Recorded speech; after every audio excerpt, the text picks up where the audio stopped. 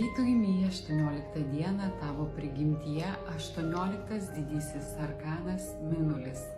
Tai jautrus ir pažeidžiami, pasiduodantis kitų įtakai, bet su puikiai išvystyta intuicija žmonės. Nemokėjimas išreikšti savo jausmų ar per didelis emocionalumas, prisirišimai, baimės, fobijos, pavydas, viso to reikėtų vengti santykiuose. O pasikliaunant savo intuiciją ir turtingą vaizduotę, pasistengti suprasti paslėptus savo gyvenimo aspektus, kad išsaugoti psichinį ir emocinį stabilumą. Tai romantiški, bet kartu ekonomiški, mokantys savo namuose sukurti jaukumą.